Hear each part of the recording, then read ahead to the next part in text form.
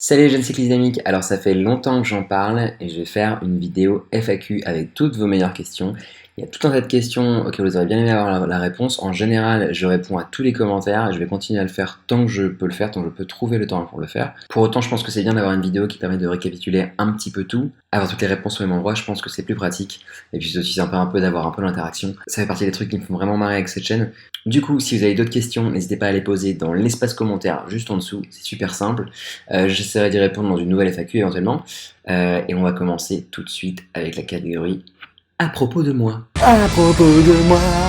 Alors la première question, c'est une question de Oussem qui me demande: Salut, j'ai découvert ta chaîne hier et je l'adore. Merci Oussem. Au fait, tu as quel âge?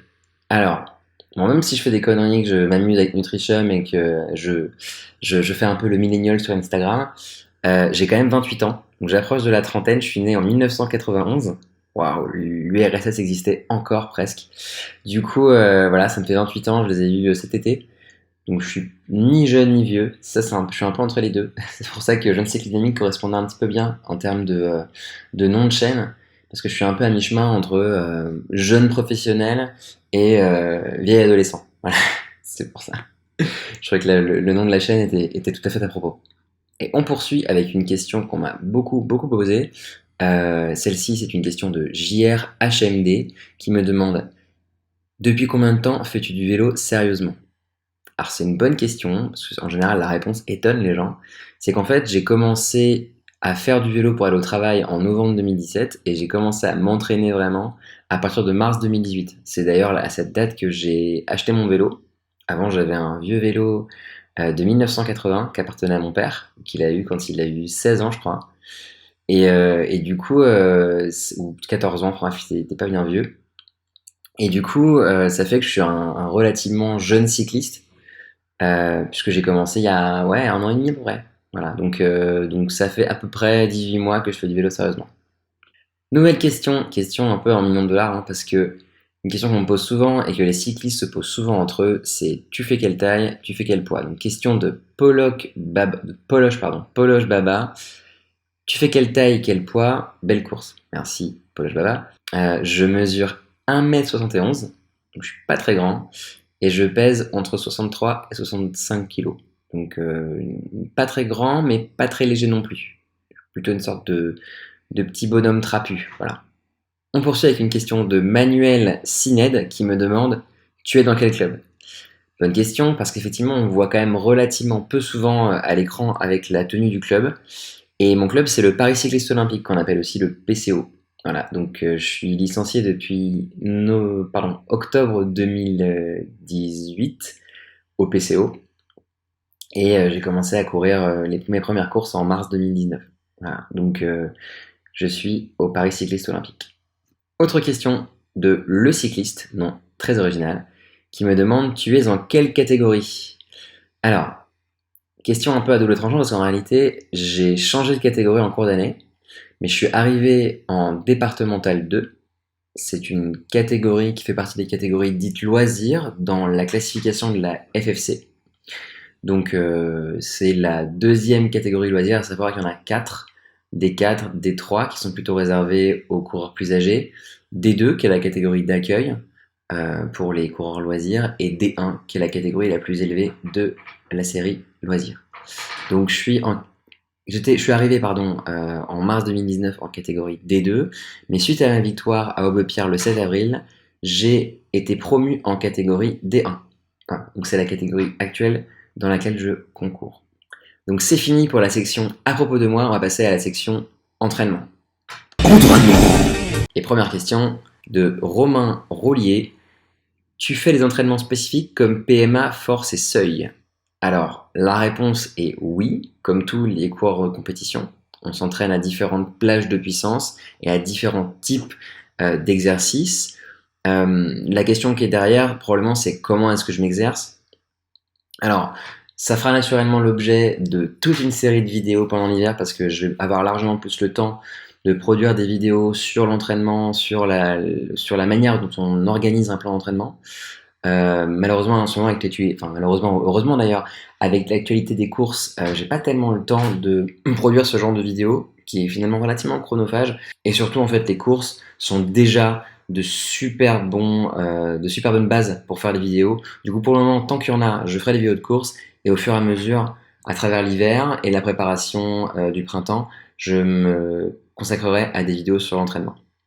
Mais oui, je fais des entraînements spécifiques et je m'entraîne entre 3 et 5 fois par semaine, voire 6, 3 et 6 fois par semaine si on compte la course. On continue avec une question qui a rapport avec la ville dans laquelle je vis, puisque c'est une question de Thomas Diaz qui me demande: je sais pas où tu habites dans Paris, mais quelle est la meilleure piste pour toi?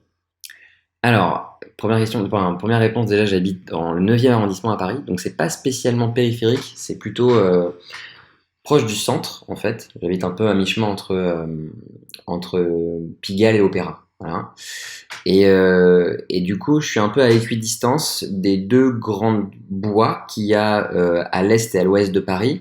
Donc, ça c'est Paris face à vous, et ça c'est le bois de Boulogne à l'ouest, ça c'est le bois de Vincennes à l'est. Moi, je suis un petit peu entre les deux.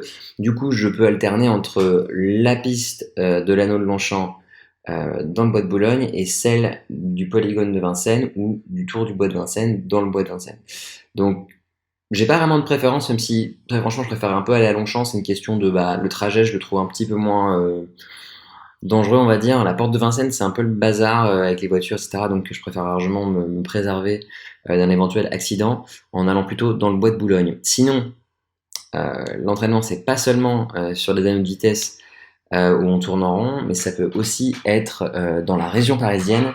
Et le coin que je préfère pour m'entraîner, c'est les Yvelines. En fait, je vais en vallée de Chevreuse, comme beaucoup de cyclistes franciliens, et j'ai deux, trois petits parcours différents selon que je vais y faire 2h30, 3 heures ou 5 heures d'entraînement. J'ai des trajets tout faits que je fais à chaque fois et qui sont toujours les mêmes. Et dans lesquels je peux mettre un peu de rythme dans les bosses et puis m'exercer à l'endurance. Voilà, donc bois de Boulogne avec l'Anneau de Longchamp, bois de Vincennes avec le polygone de Vincennes et vallée de Chevreuse dans les îles un peu plus loin. Il y a aussi la piste du marché international de Rungis que je n'ai encore jamais pratiqué, mais j'ai hâte qu'on m'y emmène pour pouvoir tester.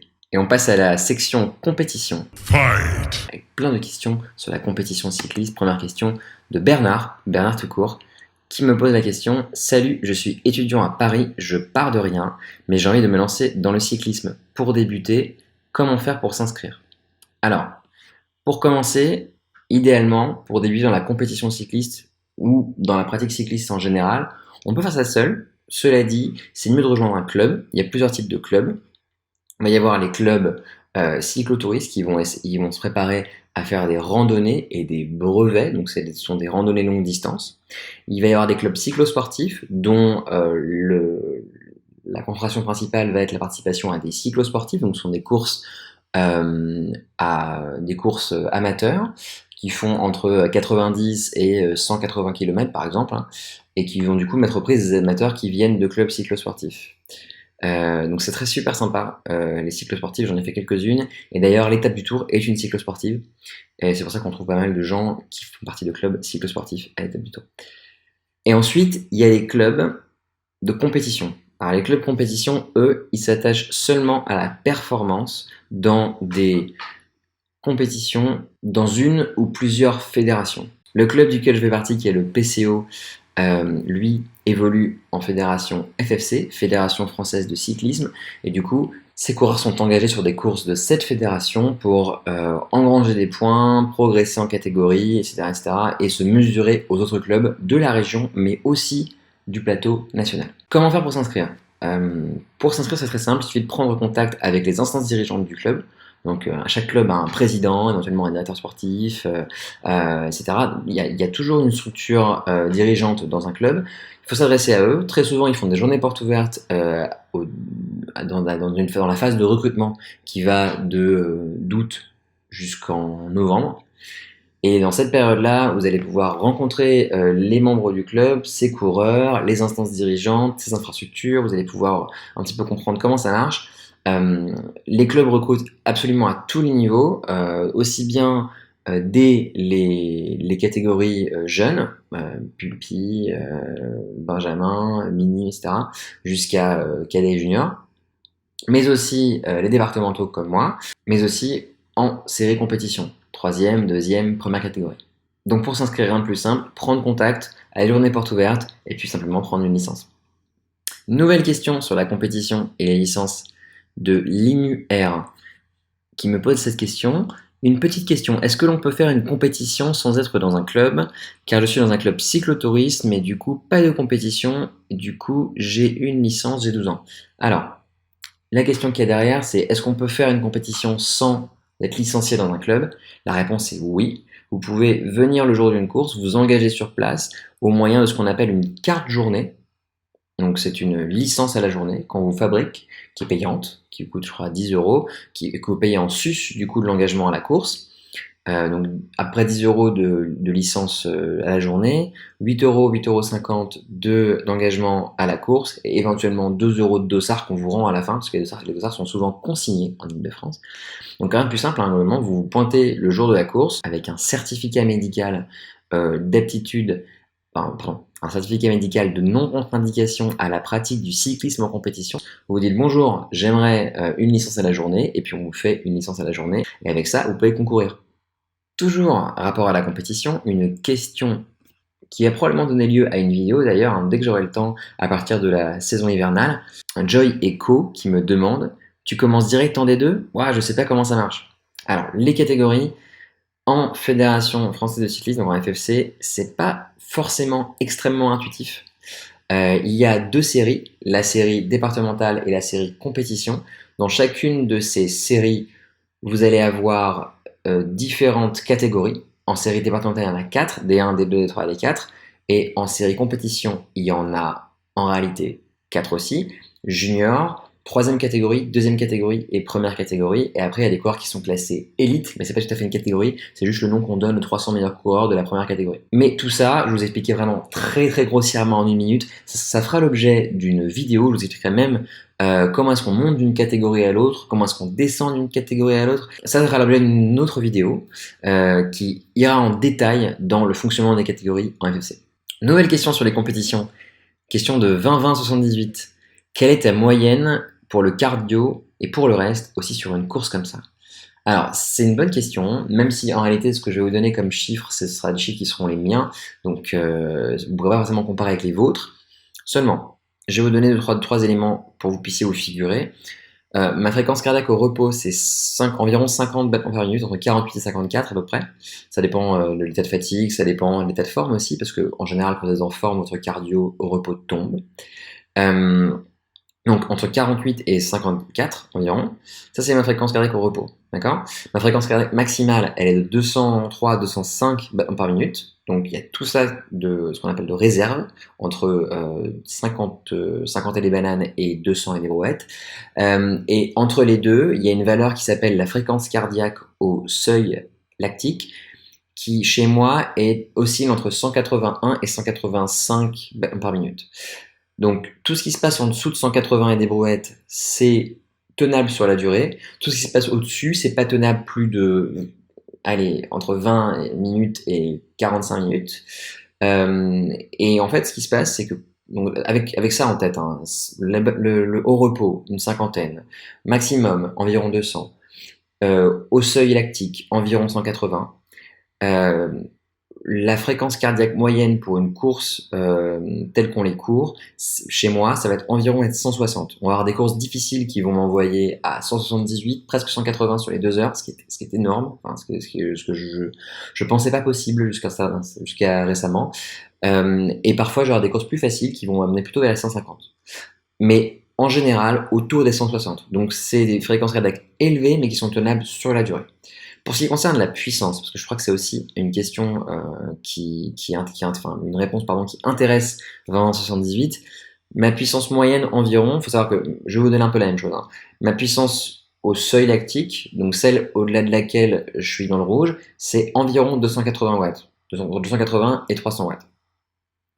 Et sur une course telle qu'on les court, d'environ 2 heures, ma puissance moyenne s'établit à peu près aux alentours de 200 watts. Donc en fait, je suis en dessous des valeurs dites au seuil, naturellement, parce que sinon je ne pourrais pas les maintenir sur la durée. Mais c'est quand même des puissances relativement élevées compte tenu de la catégorie dans laquelle j'évolue. Dernière chose, la cadence, qui est aussi un des éléments que j'enregistre et que je montre dans les vidéos. Ma cadence s'établit en général dans les courses entre 90 et 100 rotations par minute. Voilà.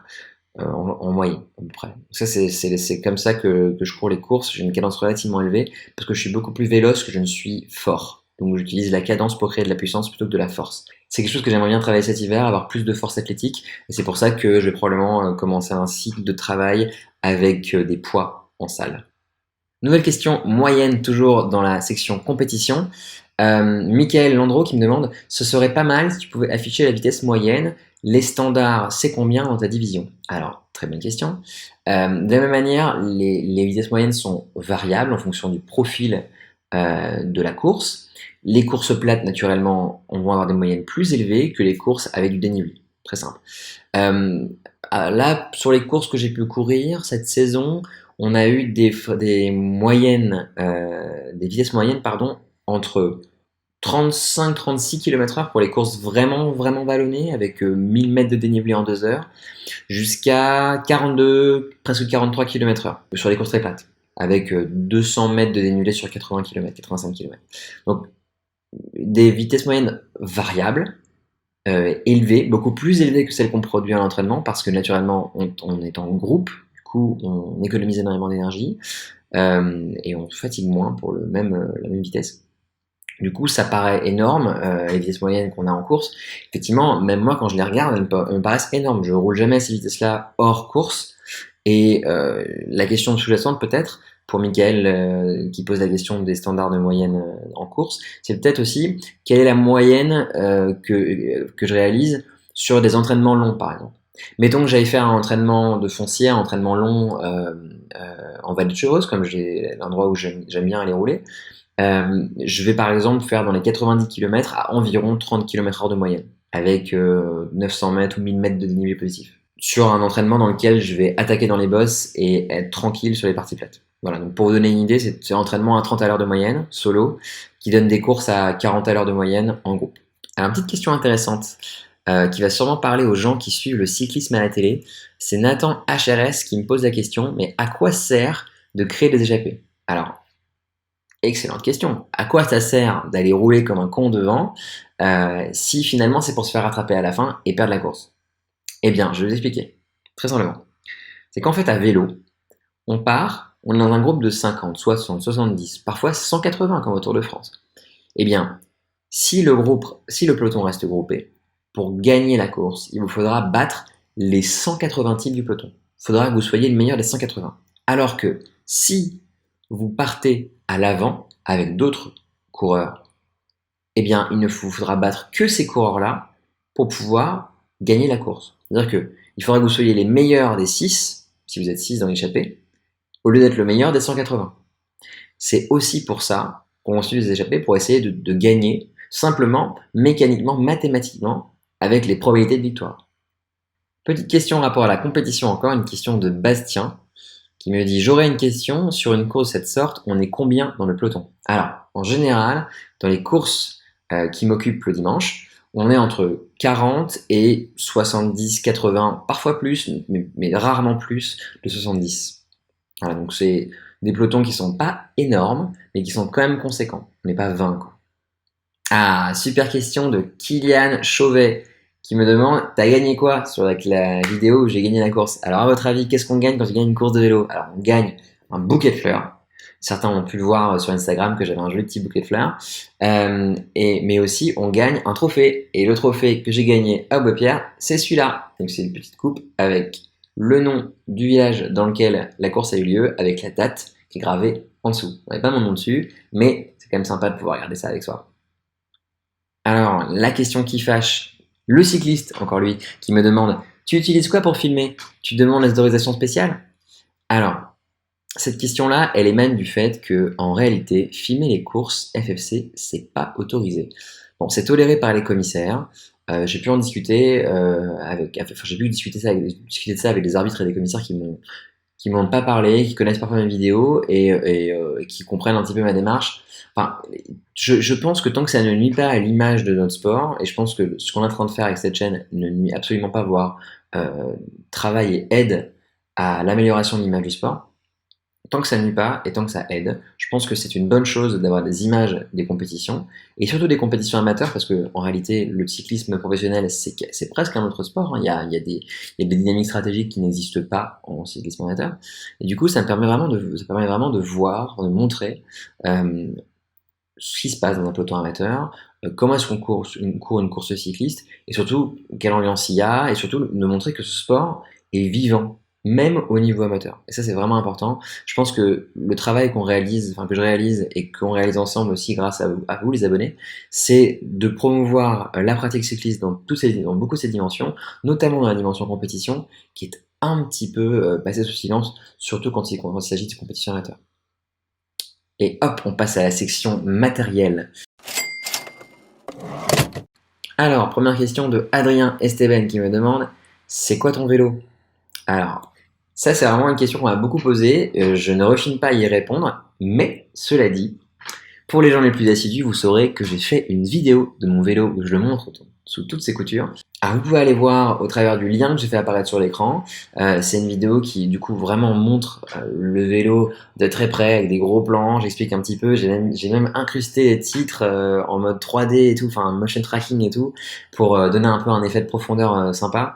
C'est une vidéo que j'aime beaucoup. Bon, la chaîne était sale le jour où j'ai fait la vidéo, mais bon, j'avais été tourné un peu à Longchamp avant, donc ça avait un peu sali le truc. Mais je suis quand même content de cette vidéo, elle montre vraiment bien pourquoi j'adore ce vélo, tous les composants que je peux mettre dessus. Surtout que ce vélo, je l'ai un peu construit moi-même, enfin je l'ai acheté neuf sous fait, mais je crois d'origine, il ne reste plus que le dérailleur avant. J'ai tout changé, tout. Il n'y a plus rien qui est d'origine, il y a juste le dérailleur avant. Donc je suis vraiment super content et super fier de mon vélo, c'est vraiment le mien à moi. Et du coup, vous pouvez aller le voir dans la vidéo que j'ai affichée à l'écran. Nouvelle question de Vincent C qui me demande: bonjour, pour info, quel HT utilises-tu? Alors pour ceux qui ne savent pas ce qu'est un HT, HT c'est l'abréviation de Home Trainer. Un Home Trainer, c'est une sorte d'appareil que vous accrochez à votre vélo pour le transformer en vélo d'appartement. Et du coup, j'utilise un Elite Drivo. Alors le Elite Drivo, je l'ai choisi parce que c'est un home trainer silencieux qui est à transmission directe. En fait, vous enlevez la roue arrière du vélo pour mettre le home trainer à sa place, et la chaîne du vélo entraîne un volant à inertie sur le home trainer. Et ce mode de fonctionnement permet d'avoir un home trainer silencieux. C'est ce dont j'avais vraiment besoin, parce que je suis dans un appartement, j'ai des voisins au-dessus, j'ai des voisins en dessous, j'ai pas de voisins à côté, mais j'ai des colocataires, et j'avais pas du tout envie de les saouler avec des bruits de home trainer, avec du boucan le soir. Du coup, j'avais vraiment besoin de quelque chose de silencieux. C'est pour ça que j'ai choisi le Elite Drivo. Je vous en parlerai plus en détail probablement dans des vidéos à venir. Nouvelle question matérielle. Une question d'Olivier D qui me demande: bonjour, tu avais un capteur de puissance, et si oui, c'est lequel?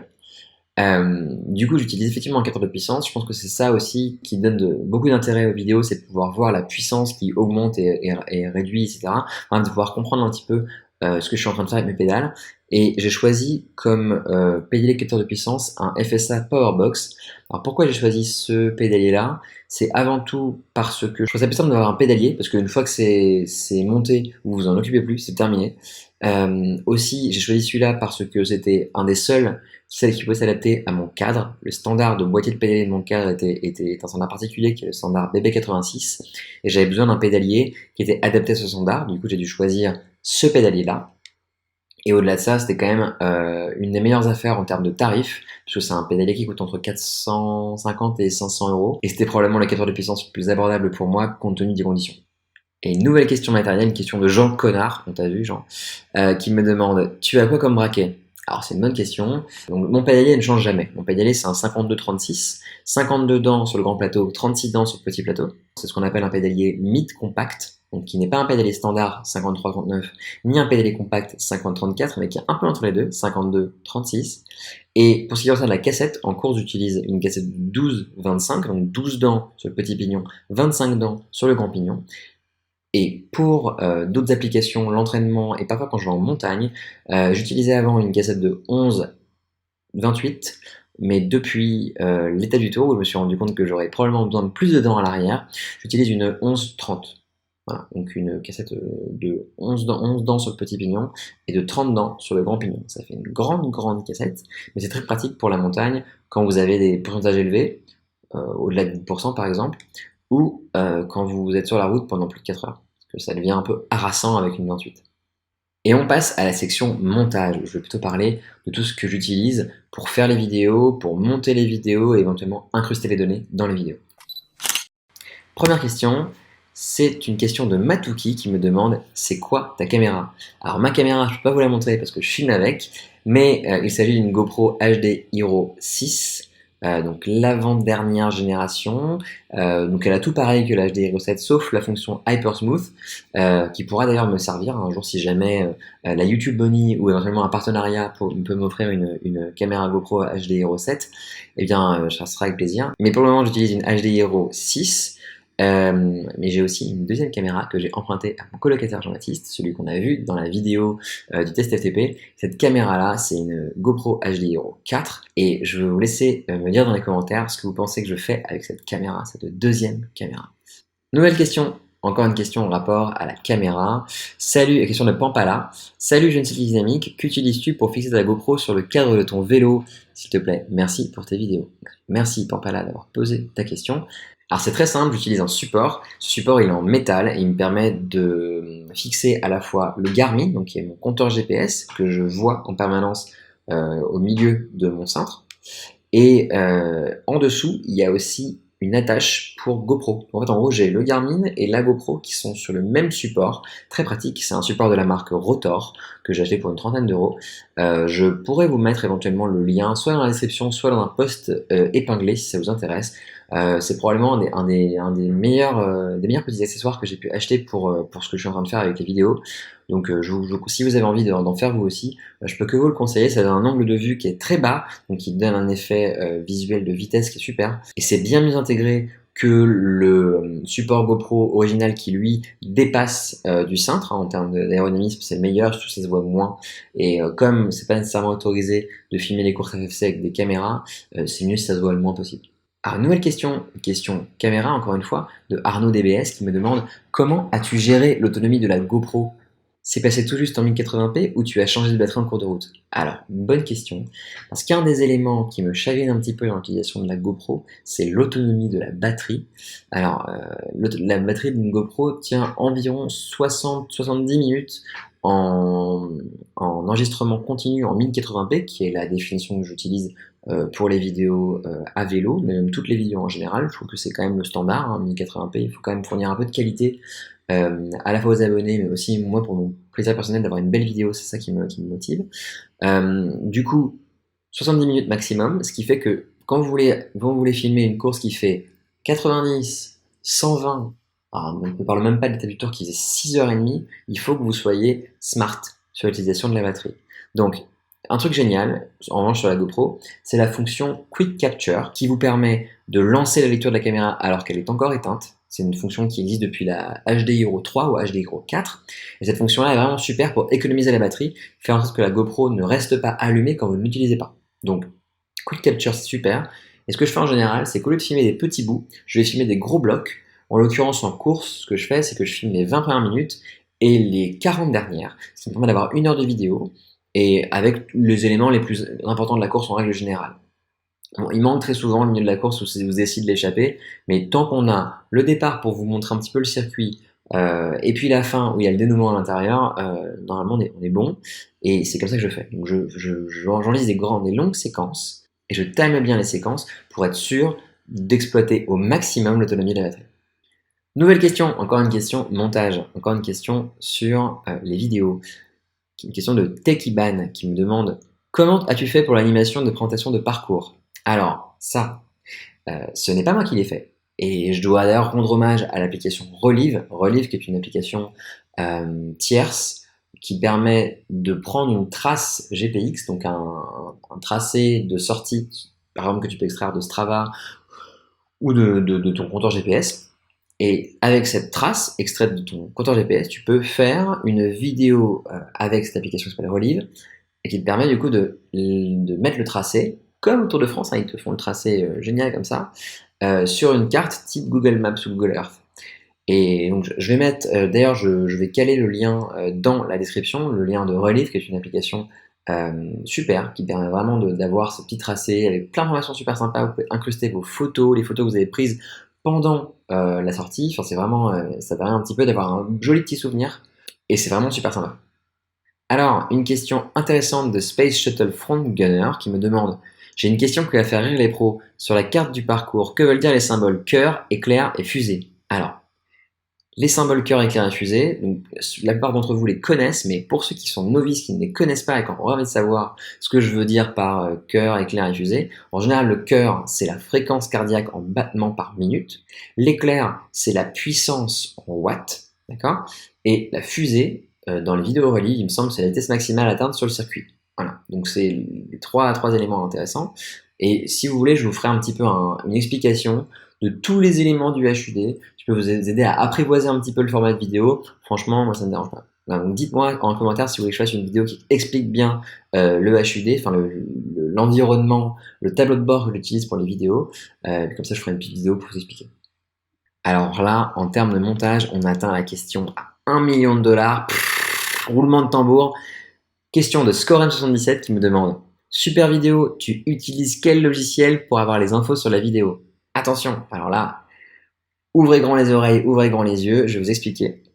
J'ai répondu à tous les gens qui m'ont demandé quel était ce logiciel, et à chacun d'eux, je leur ai répondu que j'utilisais un logiciel qui s'appelle Garmin Verb Edit. Garmin Verb Edit.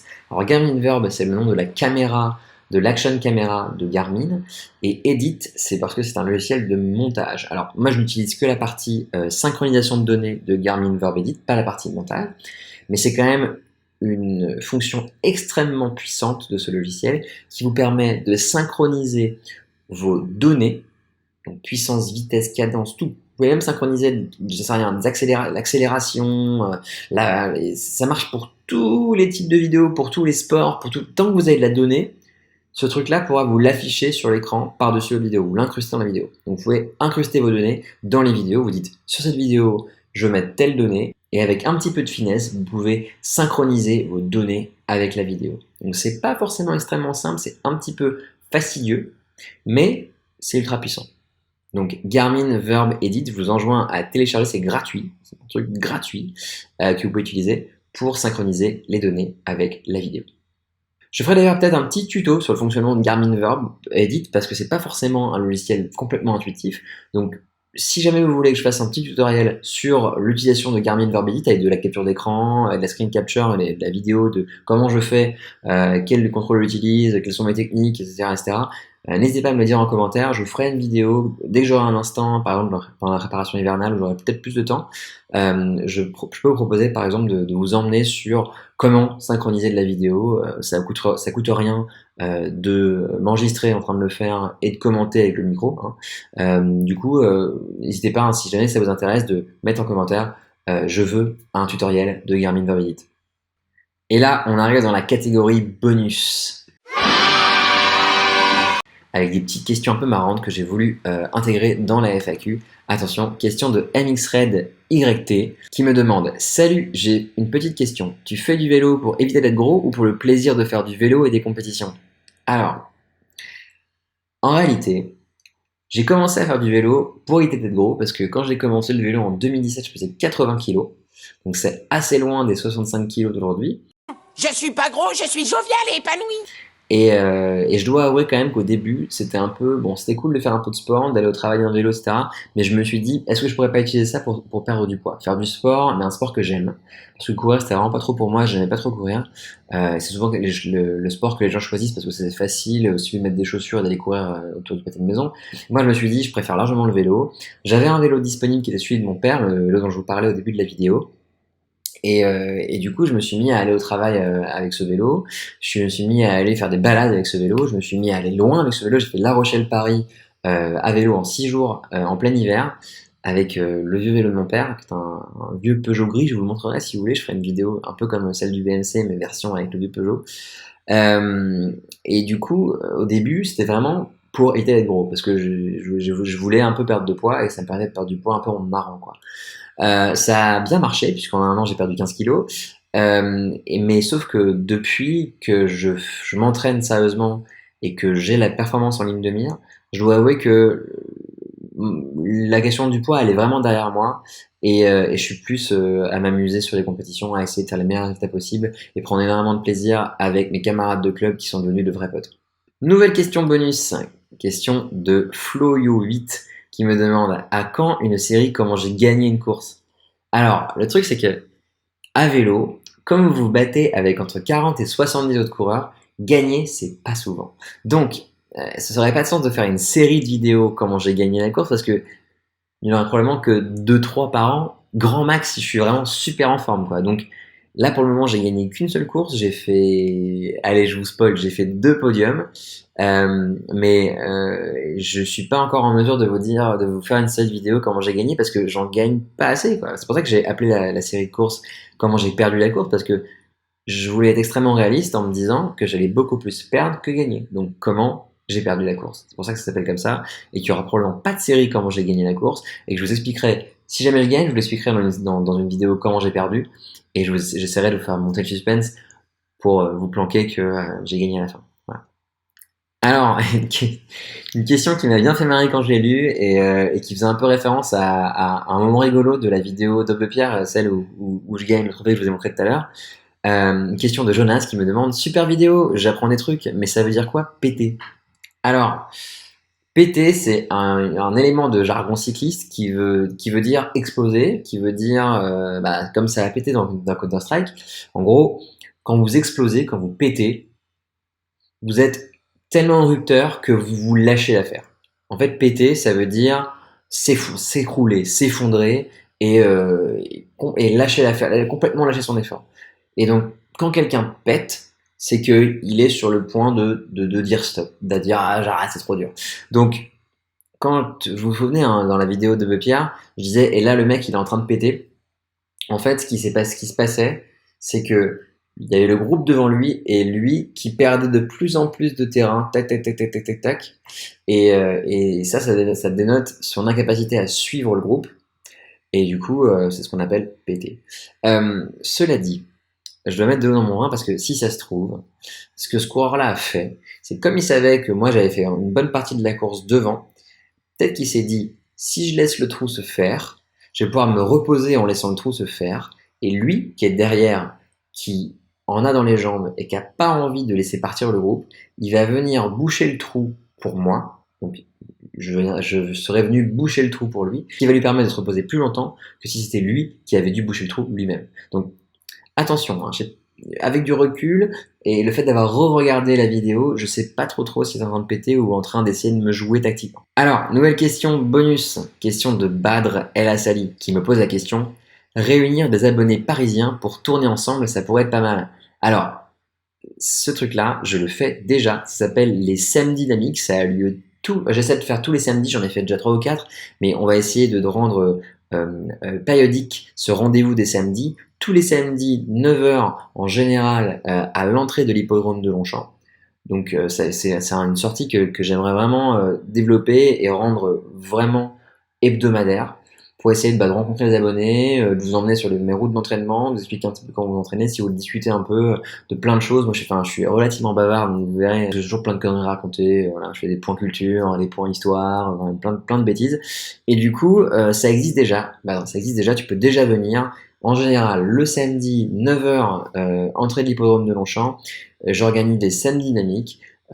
Si tu veux plus d'informations, il faudra que tu ailles sur le club Strava Jeune Cycliste Dynamique avec un S à jeune, un S à cycliste et un S à dynamique, parce que c'est vous, Jeune Cycliste Dynamique. Chaque fois que j'organise une sortie, il y a un post qui sort, il y a un événement sur Strava, il y a la trace de la sortie que je vous enjoins à chaque fois à tous télécharger sur votre Garmin parce que sinon si les gens n'ont pas la trace, ça failli se perdre, c'est la galère. Toutes les informations sont sur Strava et c'est notamment via ce canal-là que je vais communiquer tout ce qui concerne les sorties in real life avec les abonnés. Une autre question what the fuck, une autre question bonus qui m'est posée par Jatot23 qui me pose cette question, c'est quand que tu fais le Tour de France? Alors Jatot23, au risque de te décevoir, probablement jamais. Parce que le Tour de France, c'est un truc de professionnels, et les professionnels, ça fait 20 ans qu'ils font du vélo, moi ça fait 1 an et demi. Du coup, si jamais j'arrive à déjà intégrer la série compétition, donc 3e catégorie, d'ici l'année prochaine, je serai très content. Le niveau est déjà super relevé, il y a des épreuves absolument incroyables, des épreuves par étapes par exemple. Il y a vraiment de très belles épreuves en Ile-de-France, dans le reste de la France, qui sont déjà super intéressantes pour un cycliste novice comme moi. Et du coup, je vais prendre les échelons un par un, vous emmener dans ma vie de compétiteur à vélo, étape par étape. Et le Tour de France, c'est vraiment pas de. Et dernière question, c'est pas tout à fait une question, c'est plutôt une remarque qui m'a été faite par Jérémy Vaillard, qui me dit « Tu ressembles à Camille Combal ».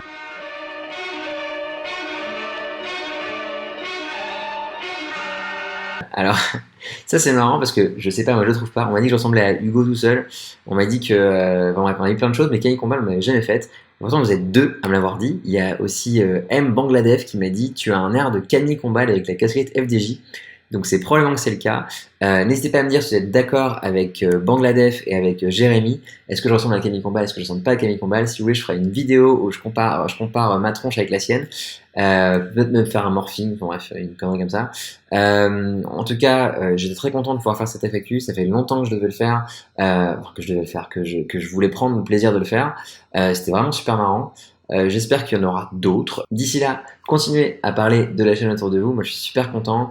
On commence à être assez nombreux. On titille les 13 000 abonnés. Les prochaines vidéos seront tout aussi palpitantes. J'ai recommencé à faire de bons résultats. Alors, vous inquiétez pas, vous allez en voir de la belle compétition. Il n'y aura pas que ça, parce que tout l'hiver, ce sera aussi l'occasion de voir de nouvelles choses, de diversifier la chaîne au maximum, histoire de vous montrer un petit peu autre chose que les courses, histoire de vous montrer un petit peu ce que c'est que la vie d'un cycliste en dehors de la compétition. J'espère que vous prendrez autant de plaisir à regarder les vidéos que moi à les monter. Et puis d'ici là, je vous dis, allez, ciao!